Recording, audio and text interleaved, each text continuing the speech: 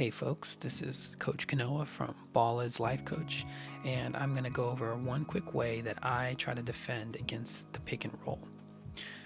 So, a lot of times guards struggle with the pick and roll when they're defending the big because when they get to a position of having to switch, they feel like there's nothing that they can do. So, I want to try and show them a potential thing that they need to look at when they're defending. So, here we go. Let's get started.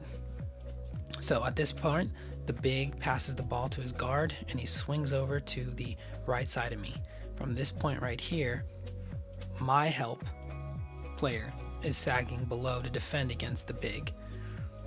And usually right off of the screen, the big comes right out and fights. So if he was going to screen quick and then just roll, I could easily just fight over the top and keep going. But he had a really good hard screen and he set a tight screen. So from there, as you can see, he was very tight and he went around, so he hit a switch. From that moment, let's pull back real quick.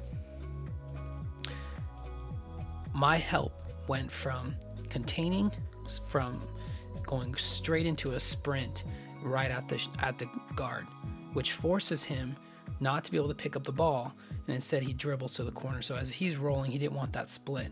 If you can tell, my arm is actually hooking his arm. So I'm fighting at this point. And when you get to a point like this, the best time to foul them is here. And most of the time they're watching when the ref is watching, they're watching the guard. They're not watching this play action right here. But I've got his arm hooked. My goal is to get in between him and the basket before he receives the ball. So I'm holding his arm as much as possible, and I get to the other side and I'll pin his other arm, and you'll see it real quick. What my guy's doing is he's going to force him to the corner. By overplaying him, he's going to force him to drive around him. And when he does that, he cuts him off. So you'll see how it looks. Boom, boom, boom. You can see my arm is in front of his arm.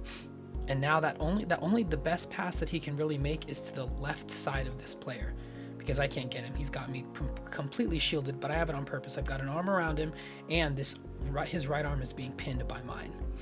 So Mikey does a great job forcing him to where the only pass he's going to really make is that one over to the left side. So we know this pass is coming, and what that does is it gives me an advantage to know how to anticipate it. So here's what happens. Here we go. So he's going here. He's going to make that pass to the left-hand side. Boom! Right from that moment, you can see right here. Let's go back just a hair. I go from giving him space to closing in any space possible. Now, before he dribbles, you want to close in that space. If you do it as he's dribbling, he's going to be able to get around you, and he's going to be able to gain momentum into pushing you over. So he's clearly got like 6 inches on me, if not more than that. And I close in the space, and my teammate comes in to be help side. So now, as you can see, the only opportunity he really has is to be able to pull up and shoot. So close it in, boom. 4 hands in his face, no hands are touching him, just close up. This is the shot you want him to take. That's the shot you want. As you can see, I turn around instantly, my arms are out. I don't know where he is, but my arms are out. I'm in box out mode. Too many guards, look at arms down, his arms are ready for the ball. But I'm expecting this guy to come back for the ball, so I extend my arms out all the time, every single shot. And boom, Mikey gets the ball, and the biggest thing we do is we return it and make them pay for that. If you don't close out, you're going to get scored on. So just a quick recap. When it comes to defending the pick and roll, you've got to have 2 teammates that are both ready. First thing is you got to be able to have someone who can help and then is able to chase down the shooter. If they're a shooter, ideally you would want your big to come up a little bit higher. But as you can tell, you just have to base it on how they're dribbling and how they're playing. The other thing you want to make sure that you're doing as a guard is you are fighting and you're hand fighting. Okay, so you're fighting that hand down, you're fighting around them, you're fighting to get in between them and the basket as soon as possible. Once you get to them in the basket, you want to stay close to them. You want to really pin and force an arm into a direction that is away from the basket. You don't want them to get it in an easy spot where they can just back you down. So middle, and then you force them to your help side as they're doing their, as they catch the ball, you want to force them to your help side. The last thing is always play the percentages. Try to get them to shoot the ball instead of make a layup, or even pass the ball out to someone maybe who's not as effective.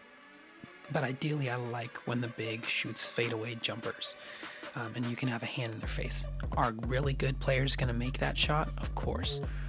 But it's about doing the right things and hoping for the best. You've got to play percentages. You've got to understand that no matter how great your defense is, a better offensive player will always be able to score. So do your homework, do the best you can, and play the percentages. Hope that helps. Once again, this is Ball's Life Coach, and if you like this video, please hit the like button, share it with anyone that you know would need to learn this skill, and subscribe, because we're looking to get more of these going. So give me any feedback in the comments on anything that maybe you guys want to see or something that I can help break down for you. Thanks again.